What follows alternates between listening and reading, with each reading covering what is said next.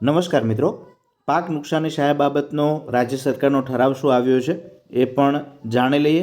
તમામ વિગતો. આપ નવા હો તો ચેનલને લાઇક, સબસ્ક્રાઈબ અને શેર કરજો જેથી નવી અપડેટ મળતી રહે. તારીખ 30/8/2025નો આ ઠરાવ છે. ઓક્ટોબર 2024 માસમાં ભારે વરસાદને કારણે કૃષિ રાહત પેકેજ કપાસ ઓક્ટોબર 2024 જાહેર કરવા બાબત. તો શું છે? રાજ્યમાં ખરીફ 2024 ઋતુમાં ઓક્ટોબર માસ દરમિયાન થયેલ ભારે વરસાદને કારણે ઉદ્ભવેલી પરિસ્થિતિને ધ્યાને લઈ રાજ્યના છોટાઉદેપુર, અમરેલી, જામનગર, ભાવનગર, સુરેન્દ્રનગર અને રાજકોટ એમ કુલ 6 જિલ્લામાં 9/7/2025ના ઠરાવથી કૃષિ રાહત પેકેજ ઓક્ટોબર 2024 આપવાનું ઠરાવેલ હતું, જે આથી રદ કરવામાં આવે છે.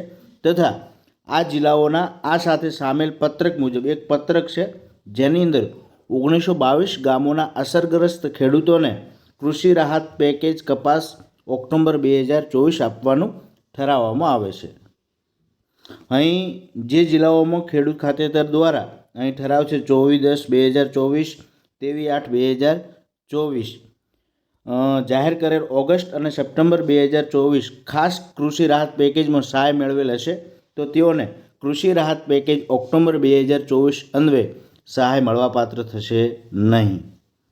ત્યારબાદ છે સુરેન્દ્રનગર જિલ્લાની દરખાસ્ત. ઓગસ્ટ અને સપ્ટેમ્બર 2024 માસમાં થયેલ ભારે વરસાદને કારણે 24/10/24ના ઠરાવથી જાહેર કરવામાં આવેલ કૃષિ રાહત પેકેજ 2024 સંદર્ભે જિલ્લા કલેક્ટરશ્રીએ મોકલેલ અરજીઓ પૈકી ઓક્ટોબર મહિનામાં વરસાદથી ફક્ત કપાસના પાકને થયેલ નુકસાનની અરજીઓ આ ઠરાવની અન્ય શરતોને આધીન સહાય આપવા માટે ચકાસણી કરીને વિચારણમાં લેવાની રહેશે. સુરેન્દ્રનગર માટે પોર્ટલ ફરીથી ખોલવામાં આવશે નહીં. લાભાર્થી ખેડૂતો ગ્રામ્ય કક્ષાએ ગ્રામ સેન્ટર પર સંબંધિત વીસી વિલે મારફત સાધનિક આધાર પુરાવા સાથે ડિજિટલ પોર્ટલ પર અરજી કરવાની રહેશે. અહીં ગામોનું લિસ્ટ પણ છે. અમરેલી જિલ્લો છે. આ રીતે ગામોનો સમાવેશ કરેલો છે, કયા કયા ગામોની અંદર મળવાપાત્ર થાય છે. જો તમારે આ ઠરાવની જરૂર હોય તો નીચે કોમેન્ટ બોક્સમાં જણાવતા રહેજો, હું તમને મોકલી આપીશ. વધુ માહિતી માટે તમે ગ્રામ સેવકને, તમારા ગામના તલાટી કમ મંત્રી અને વીસીને તમે પૂછી શકો છો. Thank you. આભાર.